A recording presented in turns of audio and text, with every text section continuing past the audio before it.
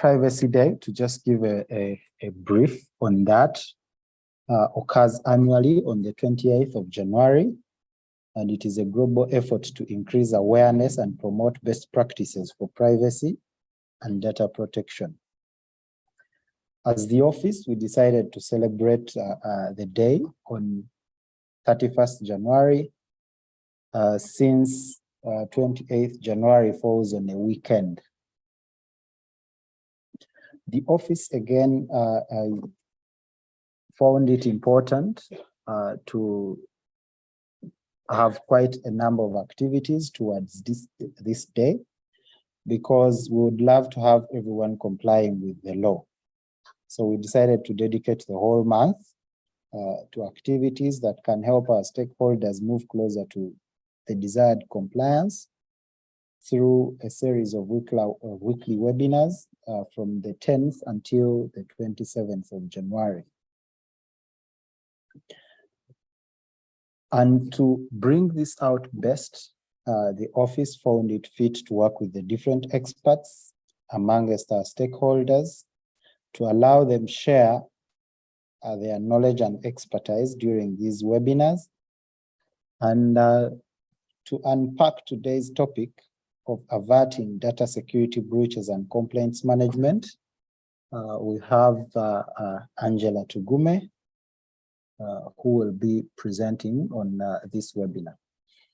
Allow me give a brief introduction of Angela so that you can know who is going to be presenting. Angela is a cybersecurity professional with 15 years experience across banking, telecommunication, government, and the NGO sector. She has wide experience in cybersecurity, IT audit, risk management, business continuity, IT project management, data protection and privacy. And in terms of training, Angela holds a Bachelor of Computer Science. She has an MBA in Information Systems. She's a Certified Information Systems Auditor, Certified in Risk and Information Systems Controls, Certified Information Systems Profession, and ISO 27001 Lead Auditor.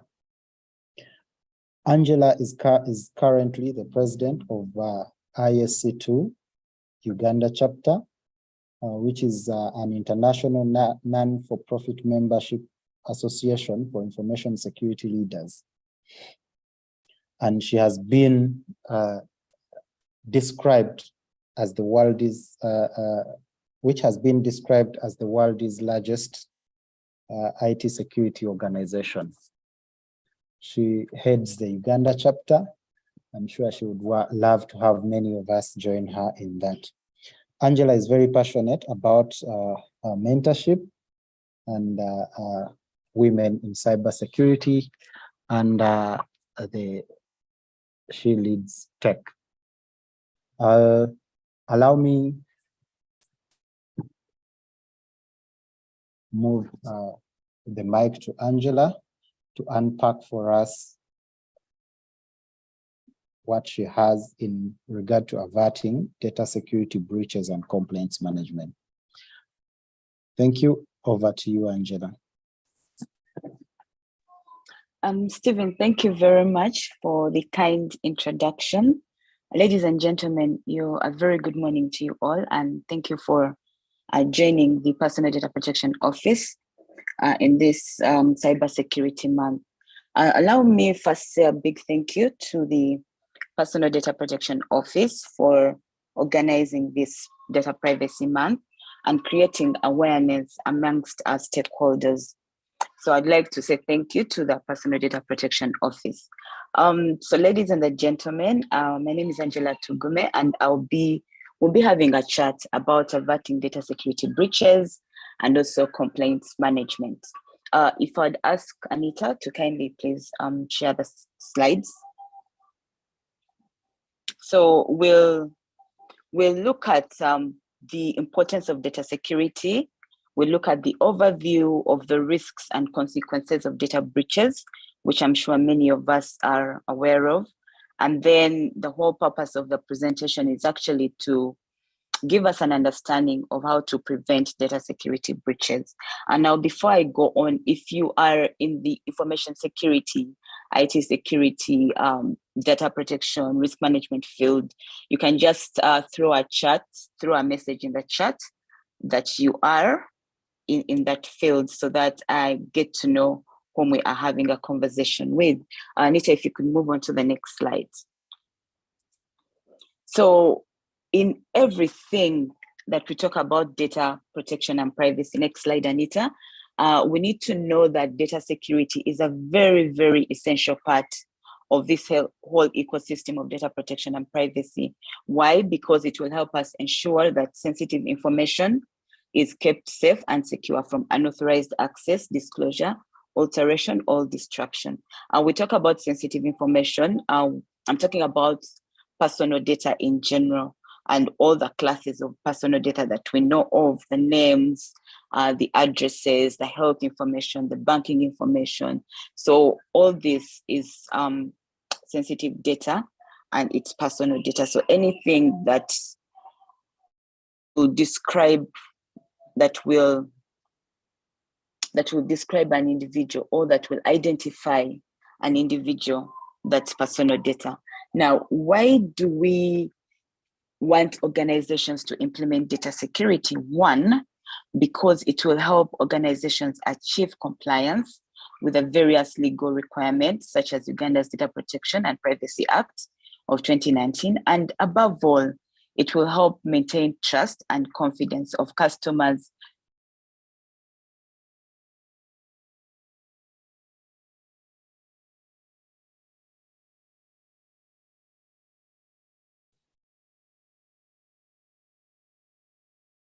I hope you can still hear me.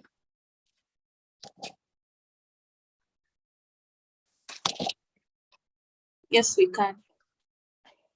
Anita, please confirm if you can still hear me. Okay, perfect. Thank you, Ronald.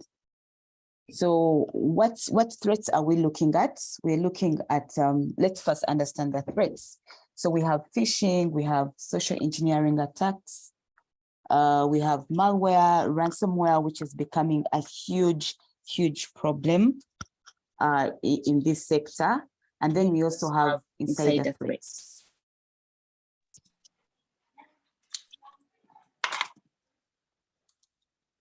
Okay, so when we look at these types of data breaches, and then we also need to understand the motivations of the attackers. So the biggest motivation is always financial gain.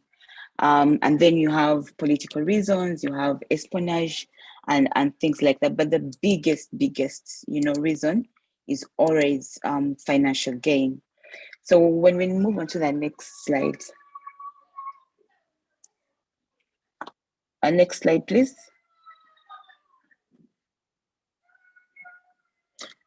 Okay, so let's look at the overview of the potential risks. We know that the data breaches can have serious consequences on organizations, individuals, and society as a whole. So we don't just look at what are the consequences for organizations. These consequences will spill over to individuals, of course, and to the society. Why? Because we're looking at personal data in this case. So the biggest is usually a loss of privacy. We have identity theft, and of course, there's lots of financial losses, damage to reputation, and then you have legal and regulatory penalties, and loss of confidence and trust in the whole entire digital ecosystem. So if your clients, if your customers do not trust your systems, then that means we are losing trust and confidence in the entire digital ecosystem. Then, of course, there's national security issues that arise as a consequence of these data breaches. Okay, so when we look at the best practices, these are some of the things that we can implement in our organizations or even in our own lives, for example, access controls. So let's talk about a very, very important aspect of averting data breaches. And that very important aspect is access controls. Now, when we talk about access controls, we need to consider the 6 whys of granular access. For example, what access are you giving? Why are you giving the access? Whom are you giving the access to? Where are you giving the access to what data, to what kind of data? How is that access being granted? And when is the access granted? Or when does the user use that access? So we need to make sure that we know the 6 whys as to why we are granting access. So we shouldn't give access to people that don't need it. We shouldn't give access at the wrong time, and we shouldn't give access to the wrong type of data. Then we also need to make sure that we do not use generic accounts. So every account must be accounted for. So you don't want to use user one across your enterprise or across your field, across your data. Multi-factor authentication is very key and very, very important in this case. Why I would like to know that you can actually, when you look at multi-factor, you look at factors of what you know, what you have, and what you are. So what you know is usually a PIN, a password, something like that. What you have is usually your phone, maybe a card, or a physical device that you use. And then what you are, we look at the biometrics. So if you're implementing 2 or 3 factors, then you're good to go in this case. And then we also look at password configurations. We've already talked about what you know, which is usually the PIN or the password. So if you're in an environment that has very simple passwords, that's a recipe for disaster. So we talk about having complex passwords, but in recent times we say use a passphrase. So it's better to have a long password than a short password that you think is very complicated. So instead of having a password with maybe 4 letters, and you put in hyphens and dollar signs and all those signs, you're better off having a long password, maybe 16 or more characters. So call it a passphrase. Use something that you can remember. Use a sentence that you can always remember, and in that sentence, try and make it complex. Software updates, we can't overemphasize the importance of keeping software up to date and making sure that we patch all vulnerabilities that are known in this software. Most of the data breaches that occur are usually due to known vulnerabilities in software, and that's a fact. So if you don't update your software, then we're going to have these issues. Relatedly is also configurations. If you don't configure your systems or your software right in a secure manner, then you're also going to have such issues. You're going to have data breaches. So we need to make sure that our configurations are actually secure and up to date. Encryption, this is where we encrypt data, and we make sure we encrypt data that is in transit, that is at rest. So if you're storing data, make sure it's encrypted. If it's in a database, make sure it's encrypted. If it's in transit, you're sending it over the network, make sure it is encrypted. So we have to make sure that we do a lot of encryption and have a lot of encryption technologies in place. Anita, next slide, please.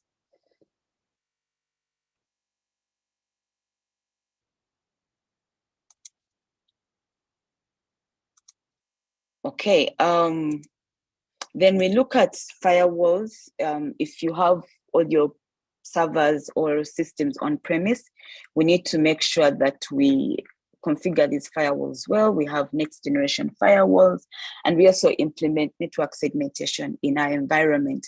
That means that if you're a large organization and you have various departments, for example, you have customer care, you have your server room, you have IT, you have finance, you have to make sure that these various sections or departments are actually on different networks. Why? Because the risk profile of the users in the various departments is different for each of them. So you will have users that are not not IT savvy, but that are high risk, and then you have users that you think, or okay, these ones I think I've done enough training so they can easily identify an attack.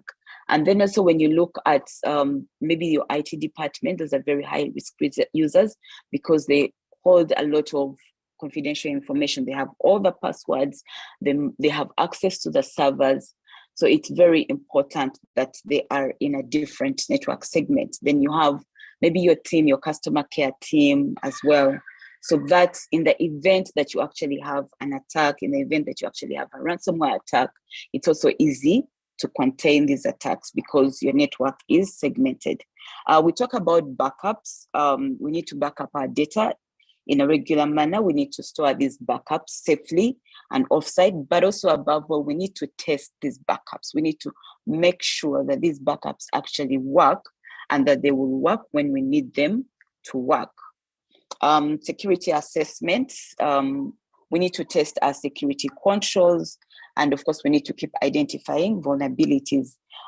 What do I mean when I say test security controls? If you, for example, implement a biometric control, you have to make sure that that biometric control actually works. So you need to test and make sure that when I scan my fingerprint, it actually works and I get in or I get out and it's not, being bypassed. A very, very important aspect is employee training. This is where we talk about the human aspect of information security, the human firewall. We need users to know the importance of security awareness training. We need them to be able to identify and prevent risks. We talked about phishing as a threat, and this threat generally works around the human shield. So it will attempt to compromise the human. It will attempt to compromise your employees. So it's very, very important that for any organization we do training. The same applies to our own personal lives. We need to know, to be able to teach ourselves, our family members about the risks that are out there. So that we are not breached. Third-party risk management or supply chain risk is a very important one. The people that supply you products, the people that you work with, the companies, organizations that connect to your systems, have you done due diligence on these organizations, on their systems? Because we have seen very, very many cases, and we all are aware of the many cases that have happened because of the third parties.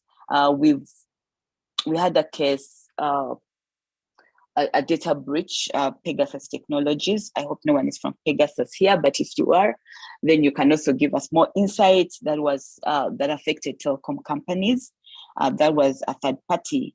The most recent data breach of the Airtel money company is also through, third parties. So we need to make sure that we do due diligence on this. Data loss prevention solutions, we need to implement this and make sure that whatever data, there's no data leakage in our organizations, and also that whatever data gets out of the organizations is actually approved and sanctioned. This is a very good control for the insider threat. So research has it that about 60% of data breaches are actually caused by insider threat. So that's intentional and non-intentional. So when we have data loss prevention solutions, we are going to be able to have control over that. Then before I talk about the incident response, let's talk about data de-identification. We need to be able to anonymize and pseudonymize our data, especially where we collect lots of data that we are storing. Maybe we're using it for other purposes, research purposes, or sharing it with the other parties. We need to make sure that we anonymize or we pseudonymize this data. Data minimization goes without, us saying. We need to collect what is enough and what we need for that particular purpose. So if you're collecting personal information, we need to make sure that the data we are collecting is relevant and is necessary to accomplish a specified purpose. Then we look at segregating that data as well. When we don't need the data, we need to make sure that we are looking at deleting that data. So let's talk about incident response. This is a very, very critical component of averting data breaches. Why? Because we know that all the controls that we implement are never 100%, and you will get breached. That's a fact. You can take that to the bank. You will get breached. But the most important thing is, how soon do you know that you have been breached? And when you know that you have been breached, how fast can you respond to restore services, to restore data, to restore confidence in your clients? That's the most important aspect, being able to recover with limited or no damage or loss, to personal data. So it's very, very important that we invest in incident response plans. We test these incident response plans and make sure that they are working, and make sure that everyone in the organization, in the entity, knows what their role is in the event of, of a data breach. Next slide. Logging and monitoring goes without a say, because this is how we are able to identify data breaches that have been on our network. Most of the data breaches that happen are actually discovered months or weeks after the attacker has been on the network or in the system for a period of time. So if you're monitoring and if you're logging, and if you're monitoring, then you'll be able to identify these data breaches earlier than later, and you'll be able to do what? To mitigate, the damage that may have been happened. This will also help with investigation and responding to events and incidents. The Personal Data Protection Office the law requires that you report all data breaches to the office. And once you report them, you also have to investigate those data breaches. What caused the data breaches? What lessons have you learned from that incident? How can you prevent, further having other data breaches? So this logging and monitoring is very, very important for you to do that kind of forensic investigation or a post-mortem, if you like. So it's one of the things that we must make sure all our logs are actually kept safe and are not deleted, by systems admins or any other parties. Next slide. Data erasure and disposal.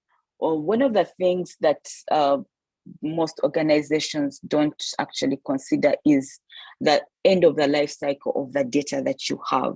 So at the end of the life cycle of the data, if that data is not in use, then you must determine that it should be erased or it should be disposed of. And there are various ways that you can do this. You can delete, format, you can degauss, you can do a physical destruction, you can overwrite, you can, do electronic shredding. But if you want to permanently delete the data, the very best method is physically destroying, that data or the components on which the data is. Next slide, Anita. Thank you. So wrapping it up, we are looking at the concerns across the life cycle, because I did say that if you're looking at averting data breaches, we have to look at the entire life cycle, not at just the data that is in use or at just the data that is in storage or at just the data that you're sharing. So at the point of collecting that data, you have to have data protection considerations in mind. That is where data minimization comes in, when you're planning, at what kind of data that you're going to collect. you have to look at data minimization. Collecting that data, you have to look at the data security, what kind of devices are using to collect that data, device security, are those devices secure? You look at storage, you're looking at the database security, the access management that you've talked about, you're looking at using and analyzing this data, you're looking at anonymizing this data or pseudonymizing it, and then also how do you re-identify this data? Export of this data, it must be authorized. Not everyone should export this data from the database. Sharing, whom are you sharing this data of? Do you have data sharing agreements? What are the terms of use? Then, of course, retention and destruction that we talked about. So look at the entire life cycle of the data. Okay, so I have comments in the field that audio is being lost. Anita, if you can confirm that you're hearing me well, that would be good. We can hear it's clear. Angela. Okay, perfect. So let's move on to the next slide. Thank you, Emmanuel. Good. So if you have any questions, please do put them in the Q&A. So important to remember is that security is an ongoing process, and that no security measures are 100% foolproof. And that is why it's very, very important to have an incident response plan. You know, what plan you have in place, because the data breaches are going to happen, but you need to be able to minimize the impact and to be able to restore confidence and trust in your customers and in your clients, and also be able to prove to the Personal Data Protection Office that you are putting in place sufficient security measures for the kind of data that you're holding and that you're doing continuous improvement.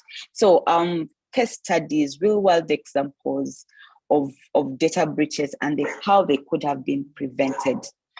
So because I don't want to step on toes here, I will give examples of our neighbors that have been breached, and share cases of how that breach could have been prevented or could have been stopped, but it cuts across. So if I share an example, for example, of Equifax that was data breached and 143 million consumers, their personal data was exposed, and this was a vulnerability in the network. And so this vulnerability was in Equifax network, but it can also be in any of your networks. You have a security flaw in the website software. This could happen to any of your organization or any of our organizations. So that's where the patching now comes in. So that was lack of patching, and then also being able to monitor your network so that when you're hacked, you actually know that you have been hacked. So it doesn't take you 6 months to discover the hack. Then let's look at Marriott International that was also, breached through a firewall. So this, what could have been done to prevent this breach? They could have focused on proper training of the employees on the security awareness and best practices. So it's very, very important that we do employee training, like I mentioned earlier. Let's look at the famous Yahoo one. What could they have done better? They could have implemented multi-factor authentication, for the accounts, and this would have prevented, the data breach. So those are some of the examples that we can share, and how we can use the security controls to prevent these data breaches. There's so many data breaches in Uganda right now as well that are, all over the news, and what could have been done to prevent this is also there. So we need to, because also the reporting is not very good, usually we don't know what really, really happened at the end of the day. But being able to implement the controls that we've talked about, that will safeguard your organization. Anita, next slide. Okay, so moving away from averting data breaches, let's talk about complaint management. The law requires that as an organization, you should be able to receive and respond to complaints of your clients, of your customers, and be able to prove that you have responded to their complaints, but also be able to have records and statistics of those complaints that you have responded to. So how do we achieve this? So when we talk about complaints management, or we talk about a set of procedures that your organization uses to receive, investigate, and resolve complaints related to data protection and privacy. So when we talk about data protection and privacy, this process is similar to a general complaints management process. So if your organization has a general management complaints process, that's a very, very good start. What we need to now do is emphasize on handling complaints related to data protection and privacy specifically. So there should be a person or that is handling complaints related to data protection and privacy, and these should be recorded separately and be able to be responded to as the law demands or demands. So let's look at the benefits. Anita? So why should we have a complaint handling process? Why? Because when you have a data protection and privacy program, it's very, very essential that you have appropriate measures in place to handle and resolve complaints related to data protection and privacy. That's a critical component that you must have. And then what are the benefits? So we have compliance with the Data Protection and Privacy Act, because it's a requirement that you must have a complaint management system, maintaining customer trust. So a complaint handling process will allow your organization to demonstrate to individuals that they take data protection and privacy seriously. So, and then that you're committed to resolving issues related to the data protection and privacy. Now, you must resolve these issues in a timely and appropriate manner. Now, once you do this, then it means that you're able to maintain your customer trust. When you have a complaints handling process, then you're able to identify and address problems. So if you, for example, get a complaint, it could be related to a data breach that you're experiencing but have no idea about. And these complaints, once you go through investigation, then you're able to know, oh, we actually have a data breach on our hands. And so you're able to identify and address problems because you have a complaint handling mechanism. Okay, and then you're also able to tell similar problems and make sure that they don't reoccur in the future, which is very important at minimizing the risk of harm to individuals and potential damage to the organization. Above all, it's a learning opportunity. If you look at the complaints that you have been receiving as an organization, then it helps you learn from these complaints and helps you improve on the way that you handle personal data and privacy. And also you get areas for improvement. For example, the complaints process may be too long, too slow. Your data storage, your data access procedures may be ambiguous. So you're able to continuously learn as an organization because of the fact that you have a complaint handling process in place. Let's talk about transparency and accountability. A complaint handling process will allow an organization to be transparent about the way that they handle complaints and makes them accountable for their actions. So you are able to tell your clients, your customers, that this is how we handle your complaints, and we are accountable for whatever we do regarding your personal data. And what does this do? This gives assurance to your clients, to your customers, that their complaints are taken seriously and that appropriate action is always taken to identify any issues related to their personal data. Next slide. And now let's talk about how we can establish a complaint handling process. What are those steps that we must take to be able to establish a very robust complaint handling process? One, we need to have a clear and easily accessible process for individuals to submit complaints. And this also comes out in the Data Protection and Privacy Act.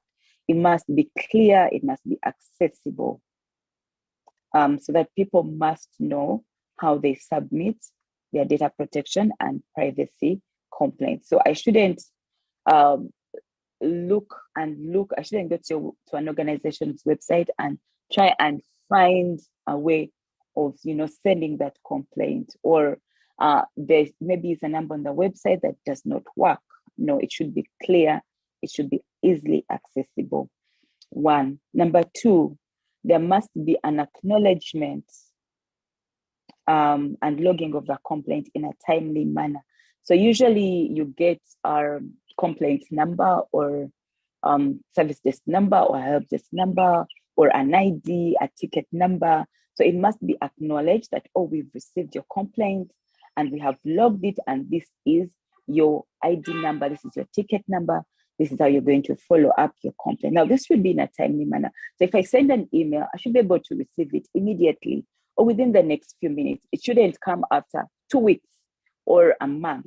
It should be timely. Then these complaints must be investigated by reviewing relevant documentation, interviewing relevant parties, and then gathering additional information as may be needed during the investigation process. You must determine the cause of the complaint and identify a resolution which should be in accordance with data protection regulations. So if a data subject logs a complaint, you must be able to determine the cause. What's the cause of the complaint? Identify the resolution, and then, protect their data. It could be a complaint about them not being able to maybe access or edit their data, or you having, as an organization, having wrong data about your data subjects. Now, once you have determined the cause of the complaint and identified a resolution, communicate the resolution of the complaint to the individual who filed it, and then any other steps that are being taken to prevent similar issues from occurring in the future. So don't stop at just resolving the complaint and recording it in your internal records and saying, oh, this was resolved. No, go ahead and provide feedback to the individual who filed the complaint. Call them, send an email, and say, oh, this is the resolution to the complaint. And to prevent this issue from happening again, these are the steps that we have taken in future. And after you've done that, monitor and track the complaint to ensure that the resolution was effective. Sometimes you may do a workaround to resolve the complaint.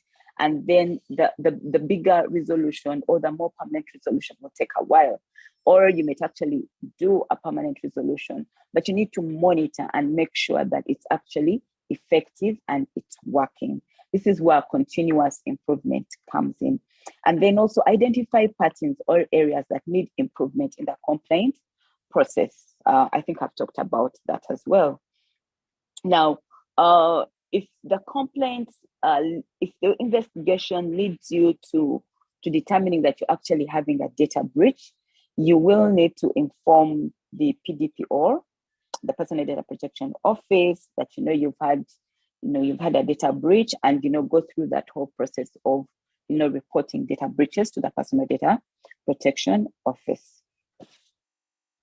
So that's the next slide. So this actually marks the end of my presentation. So I'll take questions, and I also take comments, and you can also, give more feedback in the chat. Thank you very much. Stephen, over to you. Thank you so much, Angela, for the presentation. And thank you, everyone, for listening in. We really appreciate your time. We hope that this is making a difference in the way we work, in the way we operate. Remember, we need to protect the personal data that is at our hands. I've been going through the charts, and one of the things that comes out is are we going to get a copy of the presentation and all that? Yes, we have taken note of your emails as you were registering for the webinar, so we'll be able to share the slides.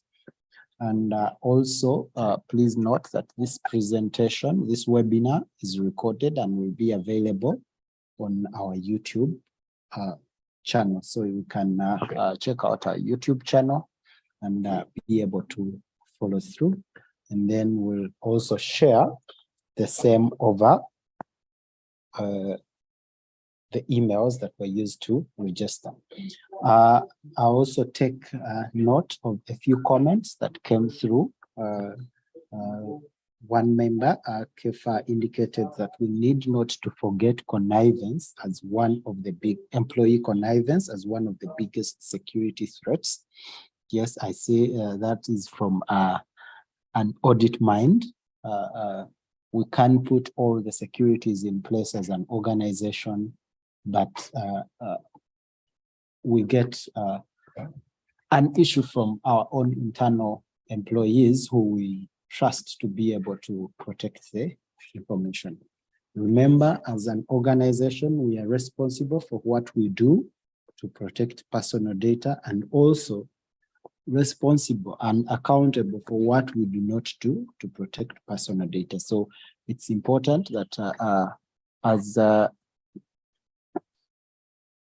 individuals who are entrusted with the protection of personal information by the different organizations that we work for, we take deliberate effort to ensure that the measures in place are actually implemented. There is having them on paper without actual implementation in practice. I don't know if there are any burning questions that we need to have answered. Stephen, I can comment on something. Okay, thank you, Angela.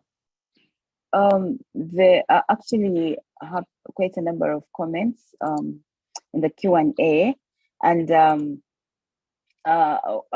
one of us is talking about prioritizing complaints as they are received, depending on the urgency of the matter. So any complaint that is related to data protection and privacy is a priority as a complaint. That's by default. So if you're using a general system, to receive complaints, to handle complaints, anything that comes in as data protection and privacy, that must be, a priority. So as long as it's data protection and privacy, that is a priority. Regarding ransomware attacks, the risks of paying a ransom, now, that will depend, but one of the biggest risks is that you're not sure that once you pay this ransom, that the attacker won't come back and ask for for a ransom. It's kind of similar to if your property in the real world is hijacked and someone tells me, okay, give me this amount of money and I return it. It leaves you with this feeling of how safe am I, that they will actually return my property or they won't come back and cause another data breach. That is why it's very, very important to make sure that you have working backups so that you actually go back and restore your data and don't lose everything. It's very important because it's even against certain laws in certain countries to pay this ransom, sorry. So it's against the law. So you must make sure that you really have a backup to do that. Most insurance companies go ahead and pay this ransom, and this has led to the growth of the ransomware industry, if I may call it, into becoming bigger and more organized and better. So, and another key thing is that we're going to see ransomware evolving and becoming bigger and better. It's not about to go away at any time. And we have services like ransomware as a service. So this is something that you need to really watch out for and make sure that you have working backups that work, and they are separate from, from your network, and they're offsite and they're tested so that they're also not affected, by the ransomware. Logging and monitoring, yes, good practice, suspend IPs when threats may be coming from. So if you're logging and monitoring, that means that you're also actively, responding to attacks before they lead into data breaches. So you don't just log and monitor and sit. You must actively respond to the events that you get from your logging and monitoring. Kindly advise on how long the data is supposed to be disposed of, how the data is supposed to be disposed of. But let's look at two elements. Maybe it's how long should you hold the data, after how long should you dispose of it in the NGO world. So you have projects that we have. So for example, you have a project that lasts 5 years in the NGO world, and at the end of this project, at the end of the 5 years, you need to have a plan of how you're going to destroy this data. So you may decide that, or I actually need this data for analytics and all, so I'll just, anonymize this data. So once you anonymize the data, it ceases to be, personal data, because you have anonymized it. You have removed all the identifiers, so you can keep it as anonymized data. So that's one way you can keep that data. Another way, if you determine this is really, really sensitive data that, we must get rid of, then you can actually physically destroy, the disk where you're storing this data, or the paper that you have where you're keeping this data. You burn the paper, you physically destroy the data. I think this will be for you, Stephen. After reporting a breach to the PDPO, what happens next? Is the victimized company now considered insured from a potential fine? I'll leave that for Stephen and Becca to respond to. Then how can I perform an impact assessment for my organization? Is there a particular way to do it? This is an entire topic on its own, and it's one of those things that the PDPO can look at organizing, and then I come back here and we talk about an impact assessment for your organization, how you can do it. But the key thing is to make sure you need to have visibility of the data, the personal data that you have in your organization. That's number one. You have to make sure you coordinate with the stakeholders, and you have to make sure you classify this data as well, and also now begin to assign security controls to the data in this way. So there's ways that you can do this privacy impact assessment in there. So we can park the discussion maybe for another day. Kindly advise what should be done before data erasure and disclosure. Thank you. So you must have a data management policy or SOP about the data that you're collecting and how you are going to dispose of it. So it just doesn't happen by lightning. Oh, now we need to get rid of this data. No, there must be a policy. There must be a standard operating procedure on what should be done to the data. So most of the time you will anonymize the data again before you actually erase it or dispose of it.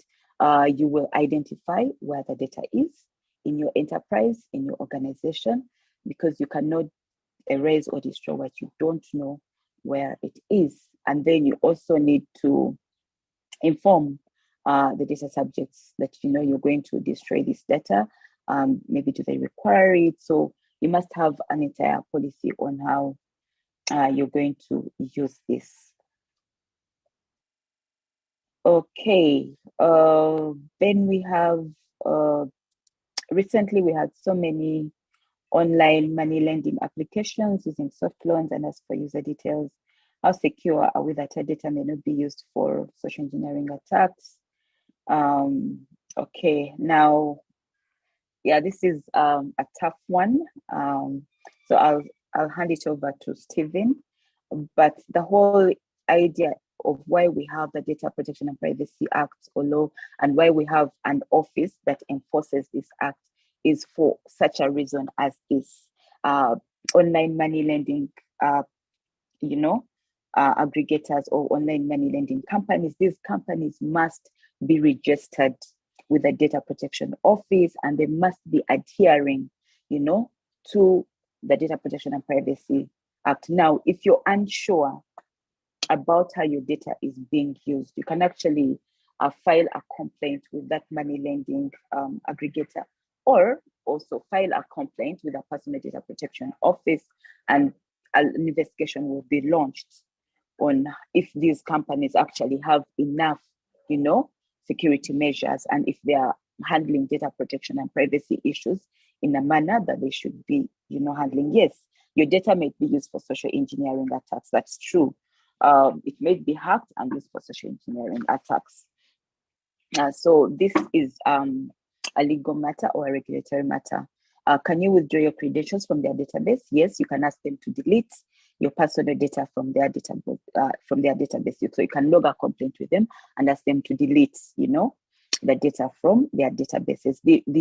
The Act gives you the mandate to do that. There's so many other complaints that you can log. You can ask them what kind of information they have about you. You can ask them to rectify it. You can ask them to delete it. You can ask them to, stop processing it, stop using it at the end of the day. So you're covered, Mario. You're protected. So you need to know your rights as a data subject and work on this. How long is data kept before being disposed of in case of an NGO? This should be on a case-by-case basis.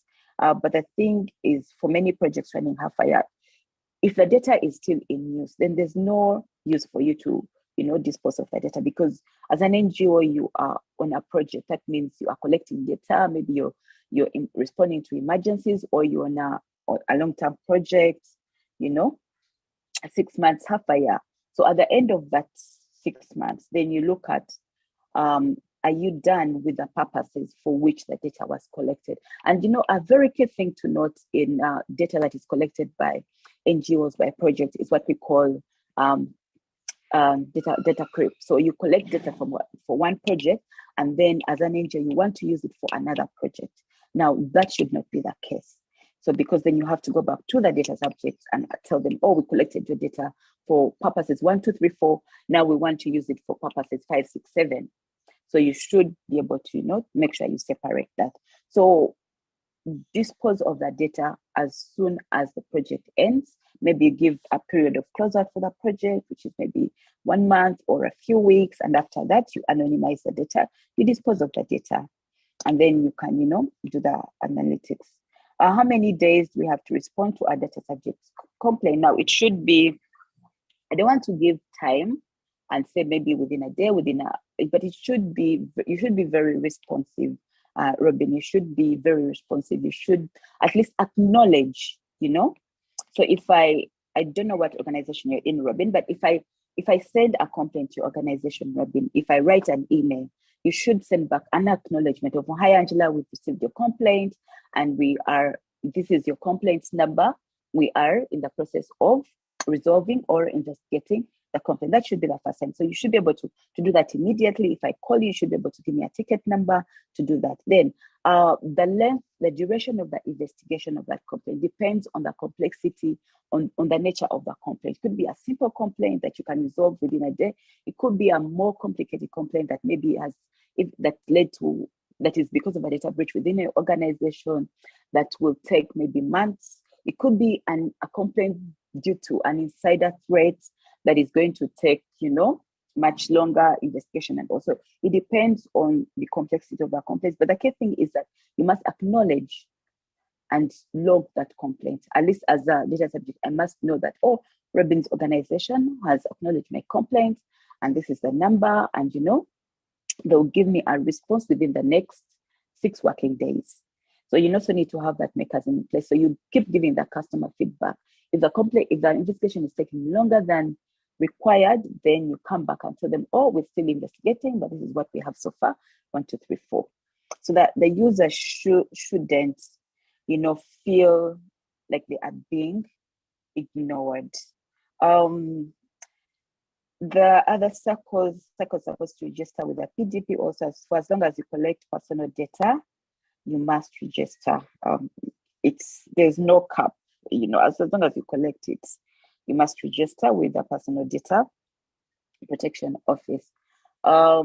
Shed more light on data anonymization. How do we anonymize data? So you can use tools to anonymize your data. I don't have, let me see. I'm trying to look for, okay.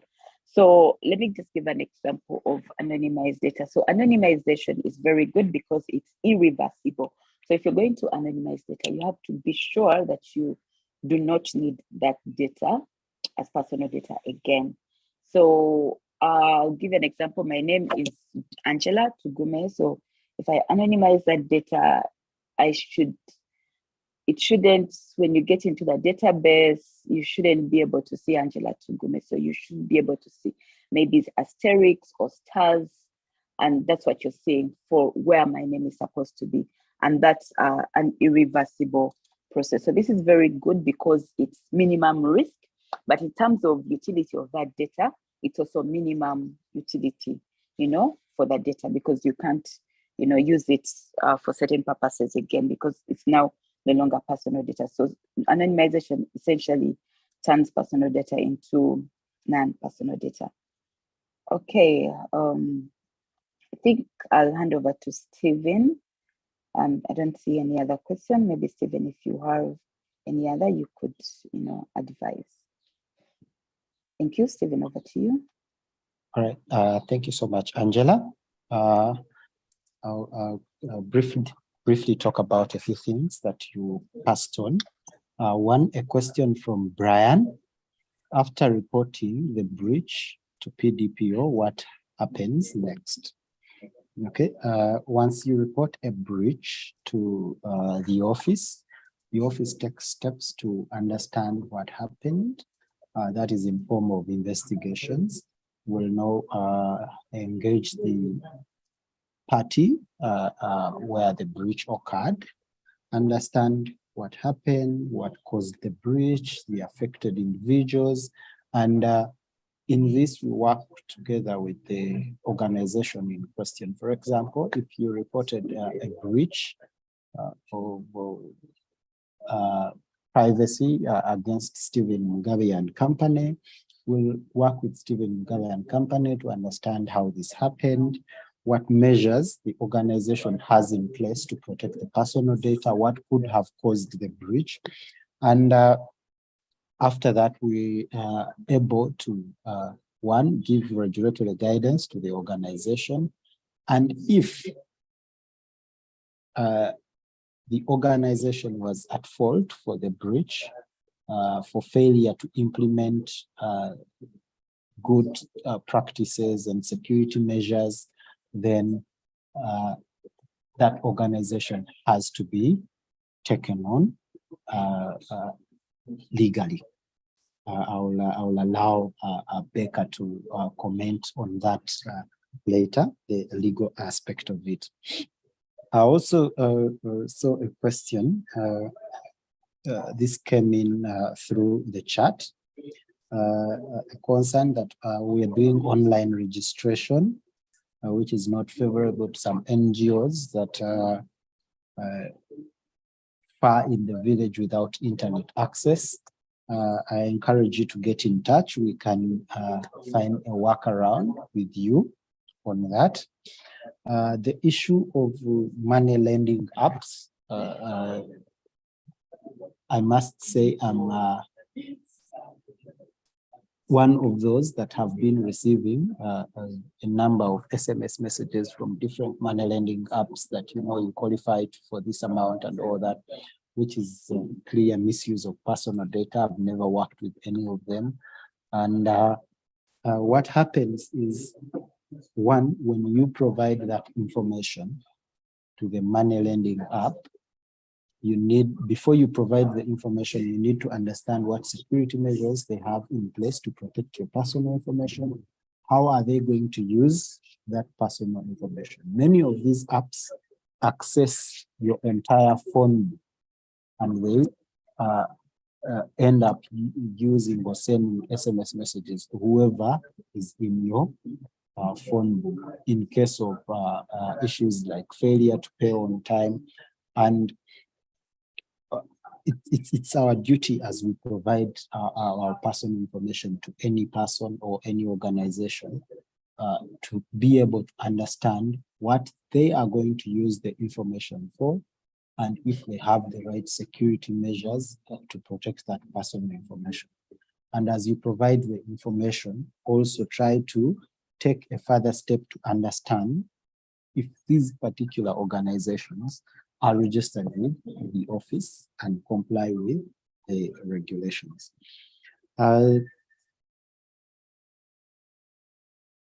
There's a concern raised by Edith. Edith says institutions are trying their best, but why are people still prone to fraud? I think if we run through the presentation again, one of the things that we note is that there's no one particular way of saying we are fully secure. That's why we say we need to have defense in depth. You have the security implementations, make sure you add another layer of ensuring that your staff are aware about the security measures and the dangers that may come with doing certain aspects. And that is still not enough. You go ahead and do the daily, weekly monitoring to ensure that if anything goes beyond the measures we have put in place, we are able to detect early enough and restore service on time. So in terms of security, we cannot say it is fireproof, foolproof, nothing will happen. So that's why we combine a number of security measures to try and make sure that if one measure is bypassed, at least we can get hold of the risk at the next level. I think that's it. Someone asked if we have templates for data protection and privacy.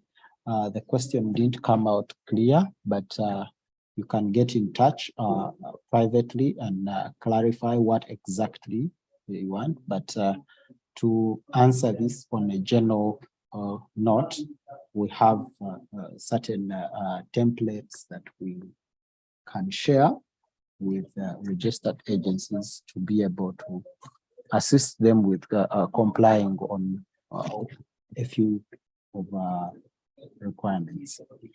Thank you so much. I don't know if there are any questions. I see we are 4 minutes into the time. I'll allow Becca to say something in line with the breaches at that point after we have done the internal investigations as the office. Becca? Thank you, Stephen and Angela. I'll briefly talk about what regulatory action we take following review of a breach which has been reported either by the entity or what we picked from the news or even any person that would have notified us. So after giving the regulatory guidance where we see that they will, it poses a risk to the individual, this could be either their safety aspects of encouraging social engineering, then we can actually take up the legal provisions in the law. This could be one, imprisonment of every person in the institution that allowed the breach to occur. But you should be mindful, even within the very law, there is a defense. If you did everything possible, but it was something beyond you, that we can look into it. Short of that, we proceed with criminal proceedings, work with the Uganda Police Force, Office of the Director of Public Prosecutions, and the person is arraigned in court. But then there is also an aspect that we pursue as well of the financial penalty levied on the institution. So this still is done through courts of law, the same procedure. And lastly, if there has been it has occasioned into a financial loss of any aspects of the individual, the law still gives us ability to request for compensation for the individuals that have been affected. But usually the first option that we look at for breaches, because it's another learning phase for the institution, if they already have mechanisms internally, such as a data protection and privacy policy that talks about disciplining an individual, then if it's at a lower level, such individual, we can recommend that the institution disciplines them. Otherwise, that's the process that we take as PDPO. Thank you. Over to you, Stephen. Thank you so much, Becca. Thank you, Angela. Thank you, everyone, once again, for taking time to attend today's webinar. As the office, we are pleased to have you, and we hope that this presentation and the more presentations that are coming will have an impact on how we do our daily work to protect personal data that is in our possession. I would also want to remind you that we have many of these coming up. We'll have another webinar on the 19th, looking at data protection and privacy compliance in government. We'll have another webinar on the 24th, discussing landscape of data protection and privacy in East African community. This is to let you know that data protection and privacy is not just a Ugandan concern, it's a global issue. 25th, we will have a webinar where we'll discuss responsible data sharing. 27th, we'll have a public consultation on the development of a strategic plan. The office is in the process of developing a strategic plan, and you being our stakeholders, we need your input into the strategic plan so that we move and drive data protection and privacy compliance together. Thank you so much once again for attending. It's been a pleasure having you. I wish you the best of the rest of the day. Thank you. Bye-bye.